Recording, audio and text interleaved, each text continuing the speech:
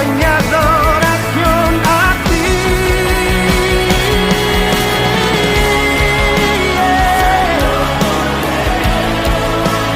Los cielos te quiero adorar, quiero exaltar el universo, el mundo entero te tiene que adorar. Libro de Génesis, capítulo 3, verso 7, por favor, maestro. Fijaos lo que dice la palabra del Señor. Entonces fueron abiertos los ojos de ambos y conocieron que estaban desnudos.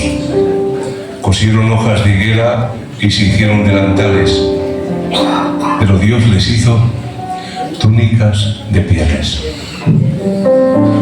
Yo hubiera dicho amén. Amén. Os vuelvo a dar una oportunidad.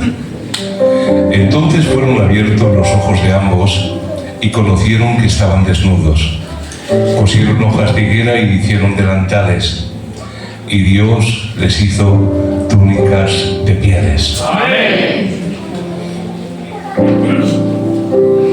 Algunos afirman, sin conocimiento bíblico, que Dios esencialmente nos salva de su ira únicamente para satisfacer una regla ególatra que Él mismo creó. Luego preguntan por qué Dios tuvo que hacer estas reglas, estos mandamientos. No podía dejar la ira sin que hubiera un sacrificio. Te lo simplifico. No podía Dios perdonar el pecado sin que fuera necesario que hubiera la muerte de una víctima inocente. ¿Por qué Dios crea tantas reglas que a nosotros nos parecen arbitrarias? Estas son buenas preguntas, pero se basan en malentendidos fundamentales acerca de la naturaleza y el carácter de Dios. Primero, el requisito de Dios de que un sacrificio es necesario para expiar el pecado no es una regla que Él simplemente inventó de forma arbitraria. Te lo traduzco, porque simplemente le dio la gana. No es así. La ley de Dios no es algo que Él creó arbitrariamente, porque sus leyes son una extensión de su naturaleza. Dios no inventó la moralidad per se, sino que Él se reveló a sí mismo a nosotros, y esa revelación de su persona es lo que nosotros entendemos como moralidad.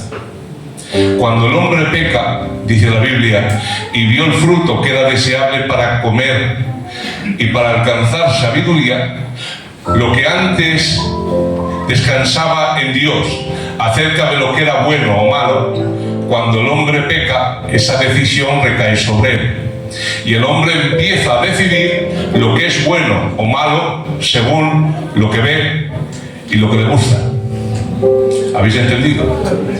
Es como un papá que le dice al niño: niño, esto no toques o no comas. Y cuando el niño es pequeño, el niño obedece al padre. Esto implica que el concepto de lo que es bueno o malo no descansa en el niño, porque no tiene conocimiento, sino en el padre. Pero cuando el niño cree que ha madurado, empieza a tomar decisiones en base a una naturaleza inclinada al mal. ¿Lo entiendes? Por lo tanto, el concepto de lo que es bueno o malo deja de estar en Dios y llegó a anidar en el corazón del hombre. Por eso, la mujer vio el fruto y lo vio codiciable y bueno para alcanzar sabiduría. Cuando Dios dijo: la paga del pecado es muerte, no estaba inventándose una regla porque le daba la gana o imponiéndonos un nuevo castigo, sino que estaba revelando una realidad inalterable y eterna, y es que si te apartas de aquel que es el sustentador de la vida, entonces lógicamente cortas la posibilidad de una existencia continua. El que rechaza la vida, solamente le queda una opción: la muerte. La paga del pecado es muerte. ¿Ves? No es un mandamiento arbitrario, es la consecuencia de rechazar la naturaleza de Dios. Decir que Dios hizo estas reglas por las cuales se expía el pecado es algo así como decir que Isaac Newton inventó la ley de la gravedad. Y esto no es así. Isaac Newton cuenta la historia que estaba sentado en un parque debajo de un manzano y de repente, viendo el cielo, vio la luna. Y estaba viendo ahí la luna y le cayó una manzana en la cabeza. Menos mal que no fue una sandía.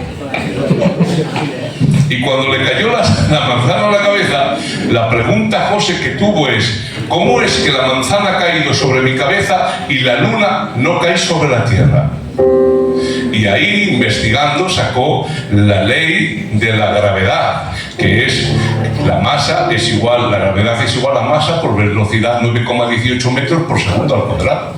Y decir, Newton inventó la gravedad, no, simplemente definió los efectos, la gravedad ya existía.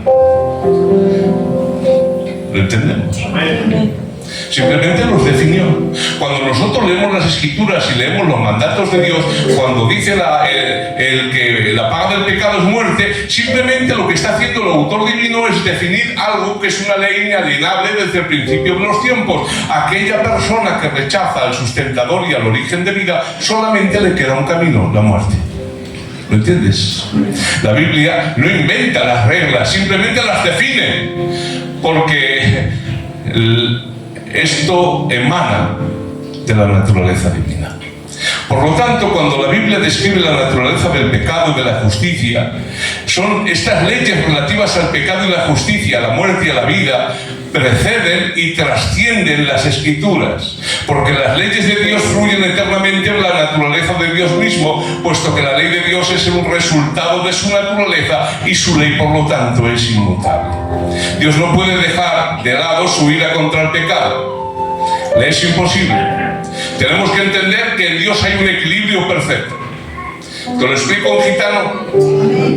Todos los atributos de Dios son infinitos hasta la perfección, todos. Pero tenemos que entender que en ocasiones esos atributos, cuando se ejercen, se anulan unos a otros. Imagínate un juez humano. Y ahora trabajas de juez, ¿y a quién te traen para juzgar? A tu hijo, que ha cogido el coche y iba a 250 por la autovía. ¿Qué te parece? Mal, ¿verdad? Y ahora, pues son 6 meses de cárcel, Rafi. Pero tú eres el juez que le juzga. En Dios hay misericordia, hay amor, hay gracia, pero también hay santidad y justicia. La justicia emana de su santidad. Dios es justo porque Dios es santo. Y ahora imagínate que si quiere este juez actuar en misericordia, esa misericordia, ¿qué hace? Anula el juicio. ¿Qué te parece? Porque yo sé que alguna vez te has preguntado, pero a ver, Dios no podría haber perdonado a todas las personas. ¿Para qué tiene que venir su hijo? Los perdona y ya está. Pero claro, al actuar en su misericordia, ¿qué pasa con su justicia? ¿Qué pasa con su santidad? Antes hemos dicho que los atributos de Dios son perfectos hasta el infinito. Dios no puede ser misericordioso sin dejar de ser santo. Dios no puede ser justo sin dejar de ser amoroso. ¿Lo entiendes ahora? Cuando tú perdonas a tu hijo, eres misericordioso, pero dejas de ser justo. Y cuando eres justo, dejas de ser misericordioso. Pero en Dios esos atributos tienen que convivir en equilibrio perfecto. Tiene que ser misericordioso y justo. Tiene que ser amoroso y santo. Entonces, entendemos que la persona que peca, Dios no puede saltarse su propia naturaleza per se. No puede actuar en uno de sus atributos olvidando parte de su naturaleza esencial. Tiene que buscar un equilibrio. Lo vamos entendiendo, ¿verdad? ¿Qué es pecado? Pecado es cualquier pensamiento o acción que no está a la altura de la santidad o de la perfección absoluta de Dios. Alguno dirá, pecado es quebrantar la ley. Eso no es tan profundo, porque la ley fue definida cientos de años después. Pecado es ir en contra de la santidad y perfección absoluta de Dios. Cualquier cosa cosa que rompe su norma, su naturaleza. Todo aquello que se opone a él. La mentira está mal. Y ahora dirás, ¿y por qué está mal mentir? Porque Dios es verdad. Y la mentira se opone directamente a su naturaleza. Como pecadores ante un Dios santo, nos enfrentamos a un juicio seguro. Esto es, al pecar hemos desechado la vida y nos espera una separación eterna de Él. Es decir, una muerte eterna. Porque esta sentencia no deriva del mal que haces, sino de la persona a la cual estás ofendiendo. Y Dios es eterno. Si Dios dejara de lado su ira contra el pecado y no nos diera lo que el pecado requiere, dejaría de ser justo y por lo tanto dejaría de ser Dios. Y Dios no puede dejar de ser Dios. ¿Y cómo solucionó Dios entonces el problema del pecado del hombre? ¿Cómo podía tener gracia y a la vez ser justo infinitamente? Y que no hubiera conflicto en su naturaleza interior. Os voy a hacer una pregunta. ¿Os parece bien? Y ustedes colaboran de forma inductiva. Primero, ¿quién fue el responsable de la muerte de Jesús? Seguramente vendrán muchas respuestas. Cuando leemos la Biblia, en Mateo 27, lo primero que nos viene a las escrituras es que los romanos fueron los culpables de la muerte de Jesús. ¿Por qué? Porque fueron quienes lo mataron. La crucifixión era un método de ejecución romana autorizada por los romanos bajo la autoridad de Poncio Pilato, el gobernador romano que sentenció a Jesús. En los tiempos de Jesús ningún judío podía matar a otro judío. Por eso lo apresaron y lo llevaron ¿dónde? Donde Poncio Pilato. Los judíos no podían lapidar a nadie, no podían matar a nadie, estaban sometidos al imperio romano. Por lo tanto, los culpables de la muerte de Jesús fueron los romanos. Fueron los soldados romanos que pusieron los clavos en sus manos y en sus pies. Fueron las tropas romanas que les levantaron la cruz. Y un soldado romano, que la tradición dice que se llamaba Longines, con una lanza llamada Pilum atravesó su costado derecho hasta llegar al corazón. Y salió de él sangre y agua. Por lo tanto, ¿quién fue el responsable de la muerte de Jesús? Y bíblicamente podemos decir, el pueblo romano. Pero a esto tengo que añadir que si damos una vuelta a la tuerca y vamos a las Escrituras y volvemos a hacer la pregunta, ¿quién fue el culpable de la muerte de Jesús? Tenemos que decir que fueron inevitablemente los líderes religiosos de Israel. Pues la Biblia nos dice en Mateo 26 que entonces los principales sacerdotes, los escribas y los ancianos del pueblo se reunieron en el patio del sumo sacerdote Caifás y tuvieron consejo para prender con engaño a Jesús y matarle. Fueron los judíos, los líderes religiosos, quienes exigieron a Poncio Pilato que matara a Jesús. Porque cuando Poncio Pilato examinó a este, dijo, ningún mal hallo en este hombre. Se le había acercado su mujer y le dijo, de ninguna forma tengas nada que ver con este hombre, pues he tenido sueños a causa de él y es un hombre justo. Pero cuando los judíos vieron que Poncio Pilatos le iba a soltar, enardecieron a la multitud y dijeron, si sueltas a este, te opones a César, porque no tenemos a otro rey que no sea César. Y la Biblia nos dice que a causa de la presión de los líderes religiosos de Israel, Poncio Pilato condenó a Jesús. Entonces, ¿quién fue el culpable de la muerte de Jesús? Los líderes religiosos de Israel. Pero vamos otra vuelta de tuerca. Si vamos a las Escrituras, ¿quién fue el culpable de la muerte de Jesús? Tenemos que decir que el culpable de la muerte de Jesús fue el pueblo de Israel. Porque cuando Poncio Pilato sacó a un hombre llamado Barrabás, que se soltaba a un hombre inocente o se le daba esa venia, y se le presentó al pueblo, escuchar la tesitura de Pilato. Él sabía que Jesús era inocente y había sido entregado por envidia de los principales sacerdotes.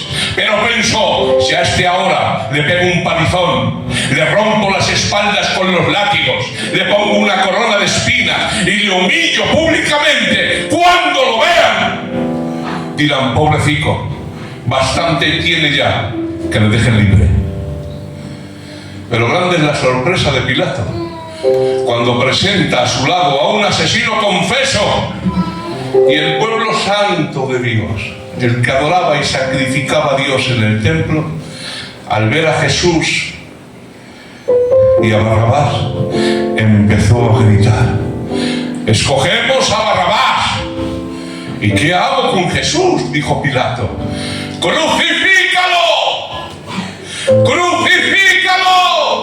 Tanto es así que es obligado Pilato a coger una palancana y se lava las manos y dice: inocente soy de la sangre de este justo. Qué necio era Pilato. No se daba cuenta que aunque lavara sus manos con agua, su conciencia no podía ser limpiada.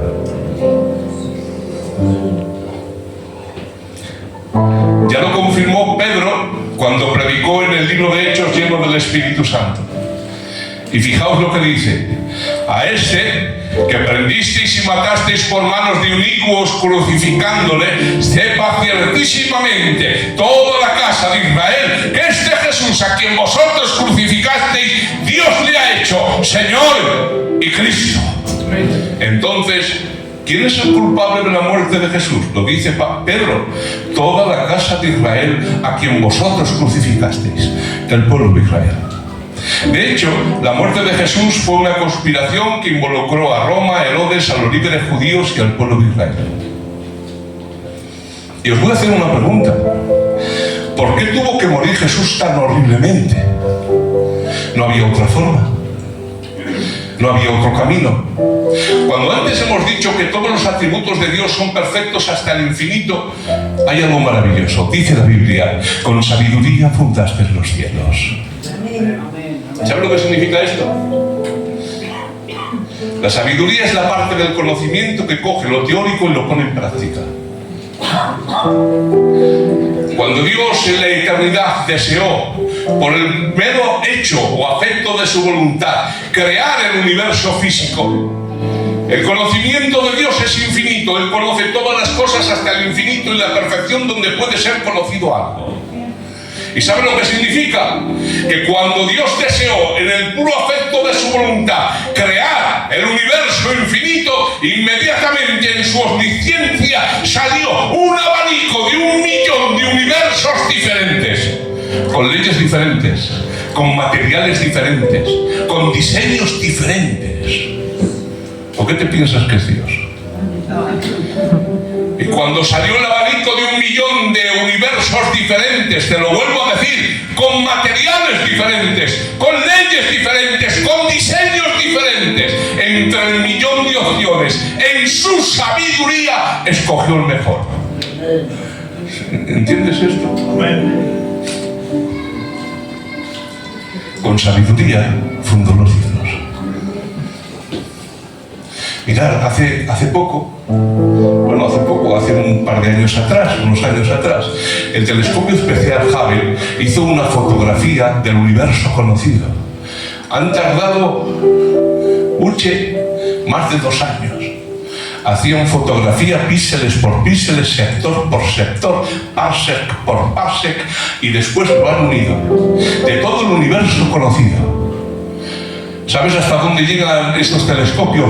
13.000 millones de años luz. Eso significa que la luz va a 300.000 kilómetros por segundo. Pues para llegar hasta donde ha conocido el hombre se tardaría a esa velocidad 13.000 millones de años. ¿Y ese es el final? No, hay más. ¿Y saben lo que ven? Han empezado a contar galaxias. La Vía Láctea solamente tiene más de 100.000 millones de estrellas. Hay otra galaxia que tiene 1 billón de estrellas, 1.000 millones de millones. ¿Y saben lo que han descubierto en esa fotografía del universo conocido? Que hay más galaxias en el universo conocido que granos de arena en todas las playas de toda la Tierra. Y si cada grano de arena contiene más de 100.000 millones de estrellas, ¿Cuántas estrellas hay? Y a cada una la conoce por su nombre.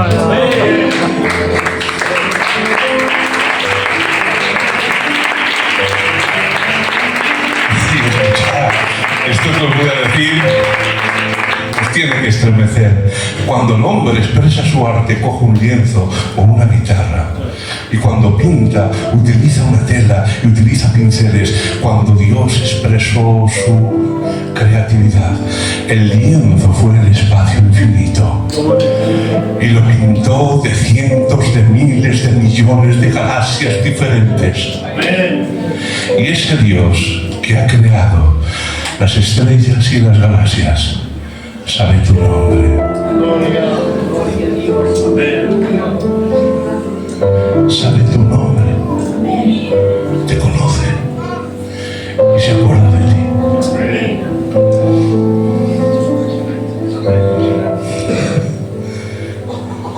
Y me estás diciendo, Raúl, que este Dios que puede todo, que sabe todo, que está en todo lugar, no podía haber hecho otra forma, otra manera de salvar al hombre.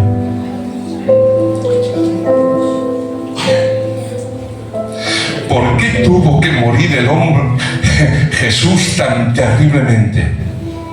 Mirad, ya en el huerto del Edén, Dios reveló al hombre que era necesario la muerte de una víctima inocente para que el hombre pecador se pudiera presentar digno delante de él.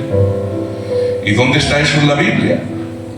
¿Os acordáis cuando el verso que hemos leído, que Adán y Eva pecan? Y en el momento que pecan, se avergüenzan de cómo están. Y tienen vergüenza de presentarse desnudos delante de un Dios santo. ¿Y qué hacen? Cogen hojas de higuera y se hacen un delantal. Pero nadie se puede presentar delante de Dios con un mero delantal de hojas de higuera. Pero dignos, no podía. Pero Dios siempre ha querido estar con el hombre. Dios siempre ha querido estar contigo. Hay cosas en la Biblia que están implicadas pero no explicadas. Y aquí está implicado. Cuando Dios ve que el hombre no puede presentarse digno delante de él, ¿qué hace? Dice, les dio túnicas de pieles. ¿Y sabe lo que está implicado ahí? Que fue necesaria la muerte de un animal inocente para cubrir la desnudez del hombre y que el hombre se pudiera presentar digno delante de la presencia de un Dios santo. ¿Qué culpa tenían o tuvieron esos animales? Ninguna. Pero tuvieron que morir animales inocentes y derramar su sangre para que el hombre vestido se pudiera presentar dignamente delante del Dios santo que tenemos. De ahí sale la necesidad imperiosa de hacer sacrificios de animales. Los sacrificios de animales no vienen de la ley de Moisés, vienen de los primeros padres, de Adán y Eva. Por eso dice la Biblia en el libro de Hebreos capítulo 11, por la fe Abel ofreció más excelente sacrificio que Caín. ¿Fe en qué? Siempre la fe sin conocimiento es fanatismo. La fe siempre está fundada en la revelación divina. Y en este caso, Dios nos habla por medio de su Hijo. Su palabra es la última y suprema revelación de Dios al hombre. Todo lo que Dios quiere que el hombre sepa para que se pueda ser salvo está expresado en la Biblia.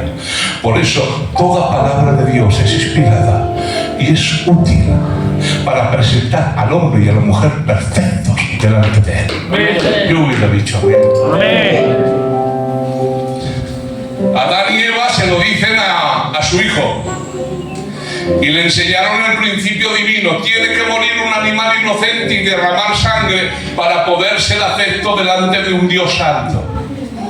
Y Abel lo creyó. Por eso dice, por la fe Abel ofreció más excelente sacrificio que Caín. ¿Y qué hizo Caín? ¿Por qué no aceptó el Señor su sacrificio? Muy sencillo. Porque le presentó el fruto del trabajo de la tierra que había sido maldecida. Y nadie puede presentarse delante de Dios con el fruto de su trabajo, con el fruto de su esfuerzo o con la autojustificación de que yo soy bueno y por lo que hago y por mis buenas obras me puedo presentar justo delante de un Dios santo. Dice la Biblia, y Dios vio a Caín y a su ofrenda y la rechazó. Porque donde no hay sangre, no hay remisión de pecados, dice el libro de Hebreos capítulo 9. Por eso, Adán y Eva sacrificaron a Abel, Noé, Abraham, y cientos de años después se estableció el sistema de sacrificio levítico. Por lo tanto, los sacrificios de animales no vienen de la ley de Moisés, vienen de la revelación que Dios dio al hombre en el Edén. ¿Lo hemos entendido esto? Amén. Siempre ha sido así. Era necesario que muriera un animal inocente para que el culpable pudiera presentarse digno delante de Dios. ¿Y qué es lo que pasa? Cuando Dios ve las consecuencias del pecado, le hace una promesa a Eva y le dice: y pondré enemistad entre ti y la mujer, entre tu simiente y la simiente suya. Esta te aplastará la cabeza y tú le mordirás en el calcañar. Los hombres que tenían fe sabían que habían pecado. Tenían conocimiento de que no eran dignos de presentarse delante de Dios. Por lo tanto, te voy a decir una palabra: nadie nunca se salvó por obras ni por cumplir la ley. Se salvaban por fe. ¿Sabes cuál era la fe? Vendrá uno un día de la simiente de la mujer que pisará la cabeza a la serpiente. Y en esa promesa esperaban. Por eso dice la Biblia en el libro de Habacuc: el justo por la fe vivirá. Y Romanos, Pablo utiliza ese argumento para apuntalar lo que era el Evangelio. No fue justificado Abraham por fe y no por obras. ¿Por qué se salvó Abraham? Por fe. Y David: bienaventurado el varón al cual Dios no le atribuye pecado. ¿Por qué? Por la fe. Vendrá uno que solucionará el problema del pecado del hombre. Así que cuando subía Isaac y Abraham, el niño ya le dijo al viejo: padre, está aquí el cuchillo, la leña, el fuego, pero ¿y el sacrificio? Y le dijo el anciano: Jehová proveerá cordero para el sacrificio. En base a lo que hemos leído, ¿quién fue el responsable entonces de la muerte de Jesús? ¿Me dejáis leeros unos versos? Amén. Libro de Hechos, capítulo 2. Varones israelitas, oíd estas palabras. Jesús Nazareno, varón aprobado por Dios entre vosotros, con las maravillas, prodigios y señales que Dios hizo entre vosotros por medio de él, como vosotros mismos sabéis. A este, entregado por el determinado consejo y anticipado conocimiento de Dios, prendisteis y matasteis por manos de inicuos, crucificándolo. Por lo tanto, cuando hacemos la primera pregunta, ¿quién fue el responsable de la muerte de Jesús? Bíblicamente fueron los romanos. Si examinamos un poquito más, fueron los dirigentes de Israel. Si profundizamos un poquito más, fue el pueblo el que quiso crucificarlo. Pero aquí Pedro está descorriendo el velo del Eterno y empieza a mostrar un propósito eterno que antecede a la creación del universo, y empieza a predicar: este Jesús, entregado por el determinado consejo y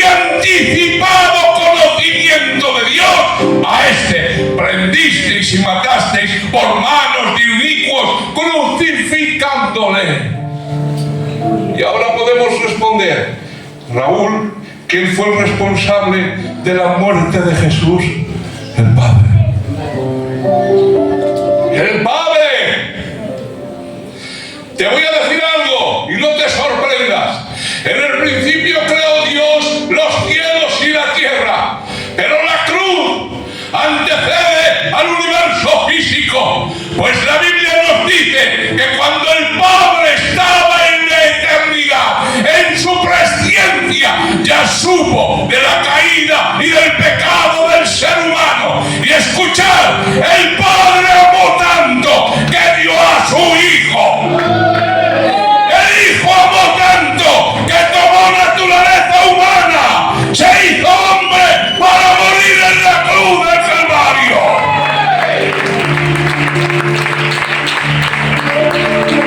¿Me dejéis profundizar un poquito aquí?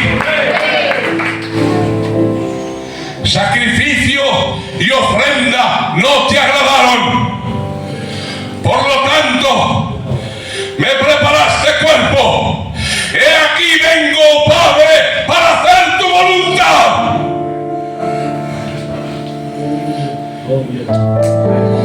El Dios Padre, el Dios Hijo y el Espíritu Santo son iguales en gloria, en poder, en eternidad, en atributos. Y escuchad esto: el Hijo no obedece al Padre, ni el Espíritu. El Espíritu no obedece al Padre ni al Hijo, ni el Padre obedece al Hijo y al Espíritu, sino que están perfectos en unidad. Pero ¿qué dice el verso de Hebreos?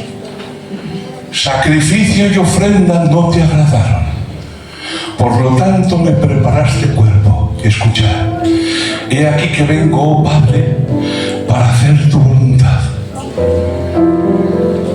Como Dios no podía someterse a los dictados del Padre, pues son iguales en gloria. Para obedecerlo, tenía que tomar naturaleza humana y hacerse hombre. ¿Y sabes lo que implica esto? Tú sabes lo que es ser un ser infinito, eterno, majestuoso. Él creó a los ángeles con una palabra, y cuando los creó a los ángeles, vio necedad en ellos. Las estrellas están sucias delante de él.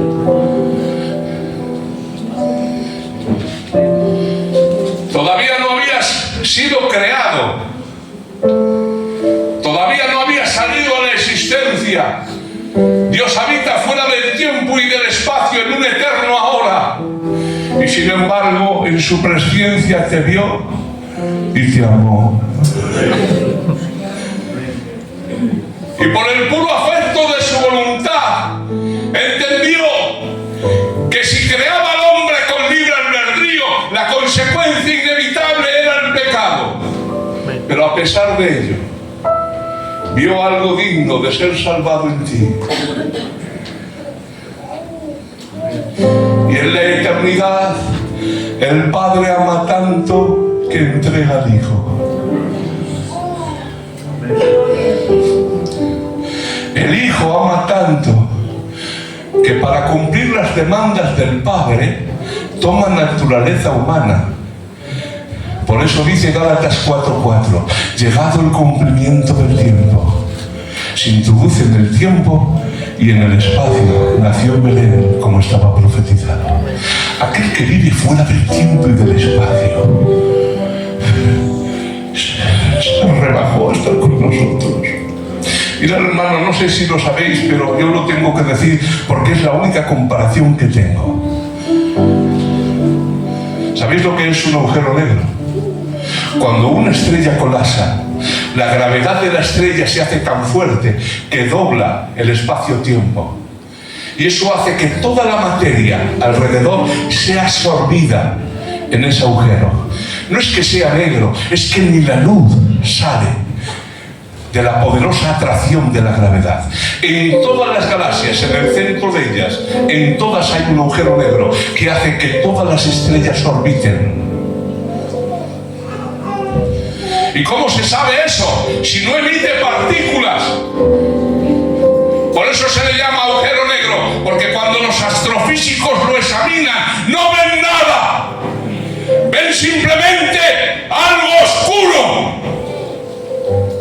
notan nada, solamente notan sus efectos gravitatorios en la órbita de las estrellas cercanas.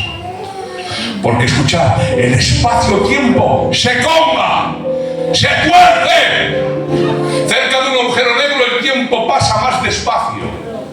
Pero dices tú, ¿pero cómo puede ser? Porque el tiempo no es lineal. ¿Y cómo se sabe lo que hay dentro de un agujero negro? ¡No se sabe!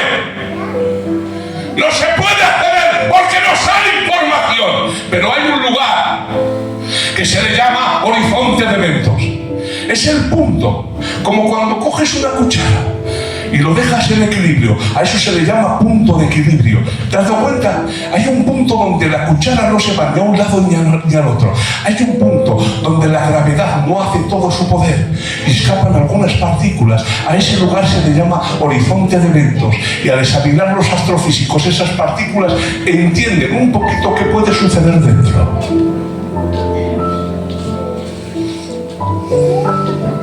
Dios no puede ser conocido. Dios no puede ser entendido. Ni el raciocinio, ni la inteligencia, ni la sabiduría, ni la observación. Por eso Pablo dice que había un altar en Atenas al Dios no conocido. Entonces, ¿cómo podemos conocer a ese Dios insondable? A través de Cristo encarnado. Él es el horizonte de eventos. Y cuando miramos a Jesús, entendemos cómo es ese Dios. Por eso le pregunta a Tomás, muéstranos al Padre y creeremos. ¿Y qué dice Jesús? El que me ha visto a mí, ha visto al Padre. Sé que tienes mascotas en casa. Tienes un perro, un gato, un pez, una tortuga.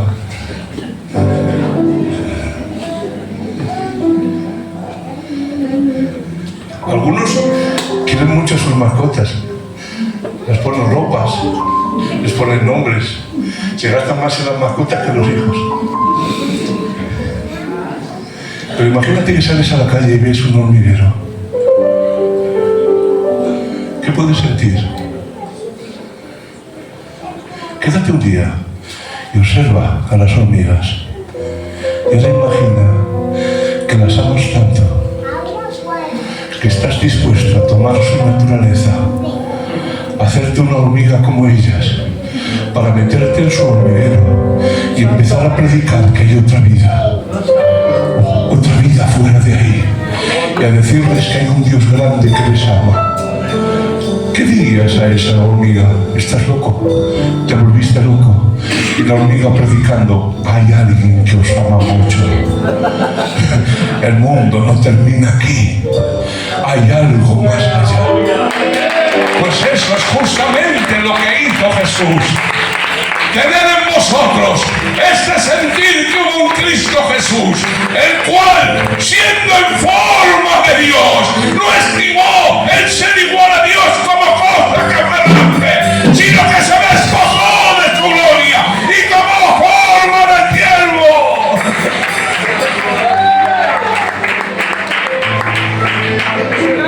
Y este nos hablaba, hay un cielo, no tengáis miedo, benditos de mi Padre.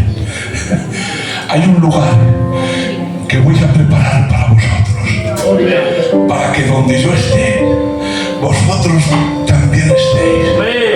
Y nosotros, pequeñas criaturas que populan arrastrándose por la tierra, vimos como Jesús se hizo hombre como nosotros, pero no era como nosotros. Él era en forma de Dios y tomó naturaleza humana, pero aunque tomó naturaleza humana, nunca dejó de ser Dios. He ahí el misterio de la unión hipostática, 100% Dios, 100% hombre, pero en Cristo habitaba corporalmente toda la plenitud de la deidad.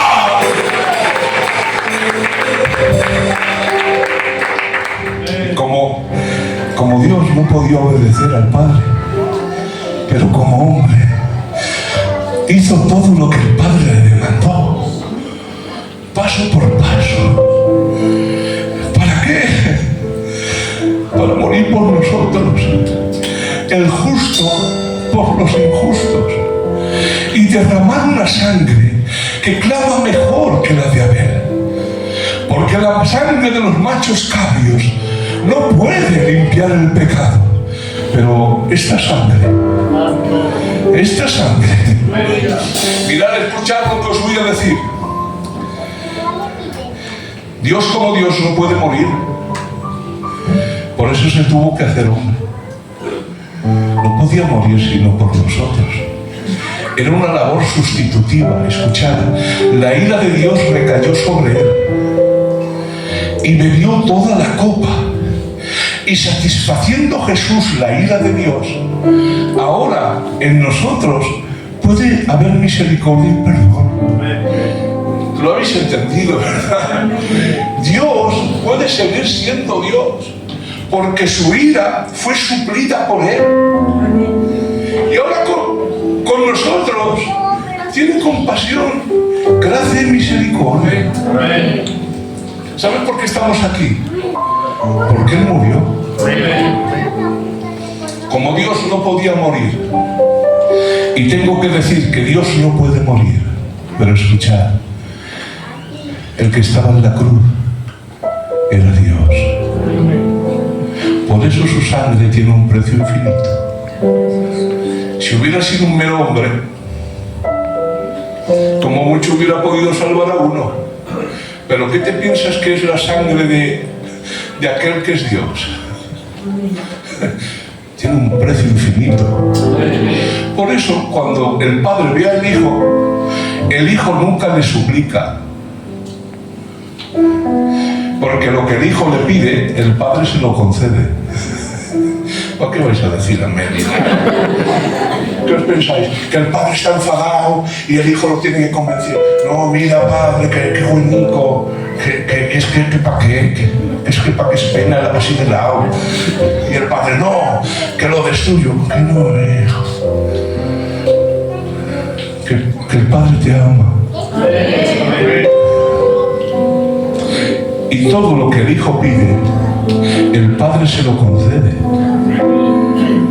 Porque en Él se ha agradado.